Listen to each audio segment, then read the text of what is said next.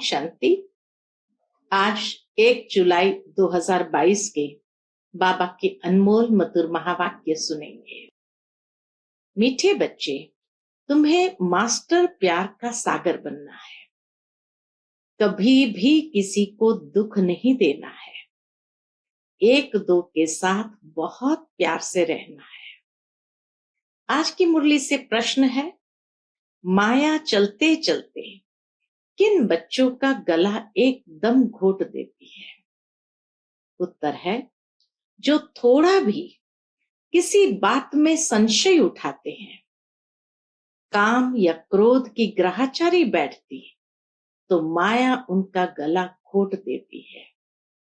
उन पर फिर ऐसी ग्रहचारी बैठती है जो पढ़ाई ही छोड़ देते हैं। समझ में ही नहीं आता कि जो पढ़ते और पढ़ाते थे वह सब कैसे भूल गया। बुद्धि का ताला ही बंद हो जाता है। आज की मुरली से पहले गीत है, तू प्यार का सागर है। ओम शांति। यह बाप की महिमा है और बच्चे जानते हैं कि भगत लोग तो ऐसे ही गीत गाते हैं। तुम बच्चे जानते हो कि बाप कितना प्यार का सागर है। सब पतितों को पावन बनाते हैं। सब बच्चों को सुखधाम का वर्षा देते हैं। तुम समझते हो हम वर्षा ले रहे हैं। आधा कल्प जब माया का राज्य है तो ऐसा प्यारा बाप नहीं होता है। बेहद का बाप प्यार का सागर है। प्यार का, शांति का, सुख का सागर कैसे है यह तुम अभी जानते हो। प्रैक्टिकल में तुम बच्चों को सब कुछ मिल रहा है। बाबा से हमें सब कुछ मिलता है, पूरा ही वर्षा मिलता है। शांति का, सुख का, प्यार का भक्ति मार्ग वालों को मिलता नहीं है। वह सिर्फ गाते हैं, याद करते हैं। अभी वह याद पूरी होती है। बच्चे सन्मुख बैठे हैं, समझते हैं बेहद के बाप का ही गायन है। जरूर वह बाप इतना प्यार देकर गए हैं। सतयुग में भी हर एक दो को बहुत प्यार करते हैं। जानवरों में भी एक दो में प्यार होता है। यहां तो वह है नहीं। यहां तो जानवरों में भी नहीं है। वहां कोई ऐसे जानवर नहीं होते जो आपस में प्यार से न रहे। तुम बच्चों को भी सिखलाया जाता है। यहां प्यार के मास्टर सागर बनेंगे तो वह संस्कार तुम्हारा अविनाशी बन जाएगा। यहां सब एक दो के दुश्मन है। क्यों? क्योंकि रावण राज्य है। बाप कहते हैं, कल्प पहले मिसल हूबहू तुमको अब बहुत प्यारा बनाते हैं। कल्प पहले के मिसल हूबहू ऐसा ही बाबा बहुत प्यारा बनाते हैं। कभी किसका आवाज सुनते हैं कि गुस्सा करते हैं। कभी बाबा के पास समाचार आता था कि बाबा ये गुस्सा करते हैं, तो बाप शिक्षा देंगे कि बच्चे गुस्सा करना ठीक नहीं है। इससे तुम भी दुखी होंगे, दूसरों को भी दुखी करेंगे। जैसे लौकिक बाप भी बच्चों को शिक्षा देते हैं। वह होते हैं हद का सुख देने वाला। यह बाप है बेहद का और सदा काल का सुख देने वाला। लौकिक बाप है हद का सुख देने वाला, लेकिन फिर भी सदा काल का नहीं दे सकते। लेकिन यह बाप है बेहद का और सदा काल का सुख देने वाला। तो तुम बच्चों को एक दो को दुख नहीं देना चाहिए। आधा कल्प बहुत दुख दिया है। रावण ने बहुत बिगाड़ा है। जो जिसके ऊपर चढ़ाई करते हैं उनको लूट लेते हैं। अभी तुमको रोशनी मिलती है। यह ड्रामा का चक्र फिरता रहता है। अगर तुम ज्ञान के विस्तार को नहीं समझ सकते हो तो 2 अक्षर ही याद करो। बेहद के बाप से हमको ये वर्षा मिलता है। जितना जो बाप को याद कर कमल फूल समान पवित्र रहेंगे, अर्थात विकारों पर जीत पाएंगे, उतना वर्षे के अधिकारी बनेंगे। विकार भी अनेक प्रकार के हैं। यहाँ बाबा इतनी सूक्ष्म बात हम बच्चों को समझाते हैं कि विकार भी अनेक प्रकार के हैं। श्रीमत पर न चलना वह भी विकार है। श्रीमत पर चलने से तुम निर्विकारी बनते हो। माम एकम याद करना है और कोई को याद नहीं करना है। बाप इन द्वारा कहते हैं, हे बच्चों, मैं आया हूं, इसलिए सबको ले जाने वाला हूं। हर एक धर्म में नंबरवार है। पोप का कितना मान है, इस समय तो सब अंधश्रद्धा में है। तुम सिवाय एक बाप के और किसको मान दे नहीं सकते। सब आर्टिफिशियल है। दुनिया में तो सब आर्टिफिशियल सम्मान भी देते हैं। इस समय सब पुनर्जन्म लेते लेते पतित बनते हैं। जो भी मनुष्य मात्र है उनको पिछाड़ी में पूरा पतित बनना ही है। पतित पावन नाम कहते हैं, परंतु डिटेल में समझते नहीं है। ये पतितों की दुनिया है तो उनका क्या मान होगा। जैसे पोप है फर्स्ट, सेकंड, थर्ड में चलते आए हैं, उतरते आए हैं, उन्हों को नंबरवार दिखाते हैं, फिर भी वह नंबरवार ही अपना पद लेंगे। इस चक्र को तुम अभी अच्छी रीति जानते हो। यहां आते ही है इसलिए बेहद के बाप के पास, जिससे वर्षा लेना है। साकार बिगर तो वर्षा मिलता नहीं है। बाप कहते हैं देहधारी को याद मत करो। ऊंचते ऊंच एक बाप को ही याद करना है। कितना बड़ा फरमान है। बच्चे, मामेकम याद करो। देहधारी को याद किया तो उनकी याद से पुनर्जन्म फिर लेने पड़ेंगे। तुम्हारी याद की यात्रा ठहर जाएंगी। विकर्म विनाश नहीं होंगे। बहुत घाटा पड़ जाएगा। धंधे में फायदा भी होता है, घाटा भी होता है। निराकार बाप को जादूगर, सौदागर भी कहते हैं। तुम जानते हो दिव्य दृष्टि की चाबी बाप के हाथ में है। अच्छा, कुछ भी देखा, कृष्ण का दीदार किया, इससे फायदा क्या है? कुछ भी नहीं। यह तो ड्रामा चक्र को जानना पढ़ाई है ना। जितना बाप को याद करेंगे, चक्र को फिराएंगे तो ऊंच पद पाएंगे।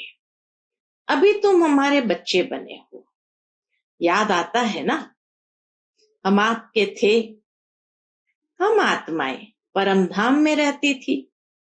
वहां कहने की भी बात नहीं रहती है। ड्रामा अपने आप चलता रहता है। जैसे एक मछलियों का खिलौना दिखाते हैं ना, उसमें तार में मछलियां पिरोई जा रहती है। ऐसा कोई खिलौना बाबा के सामने लाए होंगे, उसमें तार में मछलियां पिरोई रहती है। ऐसा करने से धीरे धीरे नीचे उतरती है। वैसे जो भी आत्माएं हैं सब ड्रामा की तार में बंधी हुई है। छोटे से खिलौने से भी बाबा कैसे मिसाल देते हैं कि सब ड्रामा की तार में बंधी हुई है। चक्र लगाती रहती है, अब चढ़ती है फिर उतरने लग पड़ती है। तुम जानते हो अब हमारी चढ़ती कला है। ज्ञान सागर बाप आया हुआ है। चढ़ती कला फिर उतरती कला को तुम जान गए हो। कितना सहज है। उतरती कला कितना टाइम लेती है, फिर कैसे चढ़ती कला होती है तुम जानते हो। बाप आकर पलटा देते हैं। पहले पहले है आदि सनातन देवी देवता धर्म, फिर दूसरे धर्म आते रहते हैं। तुम बच्चे जान चुके हो कि हमारी चढ़ती कला है, उतरती कला पूरी हुई। तमो प्रधान दुनिया में बहुत दुख है। ये तूफान आदि तो कुछ भी नहीं है। तूफान तो ऐसे लगेंगे जो बड़े बड़े महल गिर जाएंगे। बहुत दुख का समय आने वाला है। ये विनाश का समय है। हाय हाय त्राही त्राही करते रहेंगे। सबके मुख से हाय राम ही निकलेगा। भगवान को ही याद करेंगे। फांसी पर चढ़ते हैं तो भी पादरी आदि कहते हैं गॉड फादर को याद करो, परंतु जानते नहीं। अपनी आत्मा को भी यथार्थ रीति नहीं समझते। मैं आत्मा क्या चीज हूं, क्या पार्ट बजाता हूं, कुछ जानते नहीं है। आत्मा है कितनी छोटी। कहते हैं स्टार मिसल छोटी है। आत्मा का साक्षात्कार बहुतों को होता है। बहुत छोटी लाइट है। बिंदी मिसल सफेद लाइट है। उनको दिव्य दृष्टि बिगर कोई देख न सके। अगर देखते भी है तो समझ में नहीं आता है। सिवाय ज्ञान के कुछ भी समझ में नहीं आता है। साक्षात्कार तो ढेर होते हैं, ये कोई बड़ी बात नहीं है। यहां तो बुद्धि से समझ सकते हो। बाबा यथार्थ रीति ही समझाते हैं और कोई की बुद्धि में यह बात नहीं है कि हमारी आत्मा में 84 जन्मों का पाठ नूंदा हुआ है। जो ब्राह्मण बच्चे बनते हैं उन्हों को ही बाप समझाते हैं और उन्हों के ही 84 जन्म होते हैं। दूसरे कोई की बुद्धि में बैठेगा नहीं। तो मैं क्यूरेट समझते हो कि 84 जन्म का चक्र है। पहले गायन है किसका? पहले गायन है ब्राह्मणों का। मुख वंशावली ब्राह्मण है ना, यह और कोई नहीं जानते। ब्रह्मा कुमार कुमारियां ऑर्डिनरी बात हो गई है। कोई भी समझते नहीं ये संस्था क्या है, ये नाम क्यों पड़ा है। प्रजापिता ब्रह्मा नाम डालने से फिर क्यों का प्रश्न निकल ही जाएगा। तुम कह सकते हो शिव बाबा के बच्चे सब भाई भाई है। फिर प्रजापिता ब्रह्मा के बच्चे ब्रदर्स सिस्टर्स है। ये समझने से फिर प्रश्न नहीं आएगा। समझेंगे नई दुनिया स्थापन होती है। बरोबर ब्रह्मा द्वारा तुम पतित से पावन बन रहे हो। यह जो रक्षा बंधन आदि मनाया जाता है, ये पुरानी रस्म चली आती है। अभी तुम अर्थ को समझते हो। जो भी यादगार है सबका तुमको इस समय ज्ञान मिलता है। हर बात की यथार्थ समझ मिलती है। सतयुग में थोड़ी रामनवमी मनाएंगे, वहां मनाने की बात ही नहीं रहती। वहां तो ज्ञान रहता ही नहीं है। यह भी पता नहीं पड़ेगा कि हमारी उतरती कला है। सुख में जन्म लेते रहेंगे। सतयुग से तो हर जन्म सुख में ही लेते रहेंगे। वहां है ही योग बल से पैदाइश। विकार का नाम ही नहीं होता है, क्योंकि रावण का राज्य ही नहीं। वहां तो संपूर्ण निर्विकारी है। पहले से ही साक्षात्कार होता है। नहीं तो कैसे सिद्ध हो कि एक पुराना शरीर छोड़ दूसरा नया लेते हैं। यहां से तुम पहले जाएंगे शांति धाम। बच्चे समझते हैं वह हमारा घर है। उनको ही शांति धाम कहते हैं। वह तो हमारा अथवा बाप का घर है, जिस बाप को याद करते हैं। बाप से ही बिछड़े हैं, परमधाम से बिछड़े बाबा से हैं, इसलिए याद करते हैं। सुख में तो बाप भी याद नहीं आते हैं। है ही सुख की दुनिया। बाबा अपने धाम में रहते हैं। उस समय फिर बाबा भी परम धाम में रहते हैं, जैसे कि वानप्रस्थ में चले जाते हैं। दुनिया में तो जब बूढ़े होते हैं तो वानप्रस्थ ले लेते हैं, लेकिन परम पिता परमात्मा को बूढ़ा थोड़ी कहेंगे। बूढ़ा व जवान शरीर होता है, आत्मा तो वही है। आत्मा में माया का परछाया पड़ता है। तुम सब कुछ जान गए हो। आगे नहीं जानते थे। रचयिता रचना का राज बाप ने समझाया है। उनकी महिमा बहुत है। प्रेसिडेंट प्रेसिडेंट है, प्राइम मिनिस्टर प्राइम मिनिस्टर है, सबको अपना अपना पार्ट मिला हुआ है। बाप ऊंचते ऊंच गाया जाता है, तो जरूर हमको ऊंचते ऊंच वर्षा मिलना चाहिए ना। कितनी समझ की बात है। जैसे बाप समझाते हैं, बच्चों को भी समझाना है। पहले बाप का परिचय देना है। वर्षा भी बाप से मिलता है। तुम्हारा है प्रवृत्ति मार्ग, तो बुद्धि में चक्र फिरना चाहिए। सर्विस जरूर करनी है। दिन प्रतिदिन बहुत सहज होता जाएगा, तब तो प्रजा वृद्धि को पाएगी ना। सहज मिलने से सहज निश्चय हो जाएगा। नए नए अच्छे उछलने लग पड़ते हैं, पूरा निश्चय बैठ जाता है। नंबरवार पुरुषार्थ अनुसार सबका पाठ चल रहा है। हर एक सच्ची कमाई करने का पुरुषार्थ कर रहे हैं। सच्ची और झूठी कमाई में फर्क तो रहता है ना। सच्चे रत्न दूर से ही चमकते हैं। आजकल मनुष्य को पैसे रखने की कितनी मुसीबत है। कहाँ छिपावे, कहाँ रखे। धन पड़ा होगा, समय ऐसा आएगा जो कुछ कर नहीं सकेंगे। तुम बच्चों का भी नंबरवार बुद्धि का ताला खुलता जाता है। कहाँ न कहाँ ग्रहाचारी बैठती है, तो क्या होता है, ग्रहाचारी बैठती है तो कोई न कोई संशय आ जाता है। पढ़ाई छोड़ देते हैं, समझ में ही नहीं आता। हम तो पढ़ते थे, पढ़ाते थे, अब क्या हो गया है। थोड़ा भी संशय आने से गला ही घुट जाता है। बाबा में संशय हुआ, विकार में गए तो एकदम से गिर पड़ते हैं। काम और क्रोध सबसे बड़े दुश्मन है। मोह भी कम नहीं है। ऐसे नहीं कि सन्यासियों को अपनी लाइफ की स्मृति नहीं रहती है। बाबा ऐसे नहीं सन्यासियों को अपनी लाइफ की स्मृति नहीं रहती होगी, सब स्मृति रहती है। ज्ञानी तो आत्मा बच्चे इशारे से ही समझ जाते हैं, कैसे भोग लगाते हैं, कौन आते हैं, क्या होता है। सेकंड बाय सेकंड ड्रामा चलता रहता है। ड्रामा में नूंद है, जो कल्प पहले हुआ था वही करेंगे। इमर्ज होगा।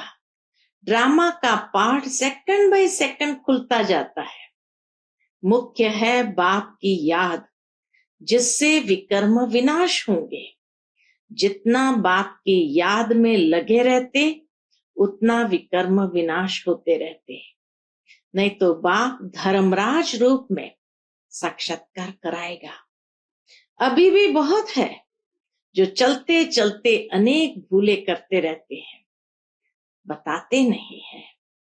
नाम बहुत अच्छा अच्छा है, परंतु बाप जानते हैं कि कितना कम पद हो पड़ता है, कितनी ग्रहाचारी रहती है।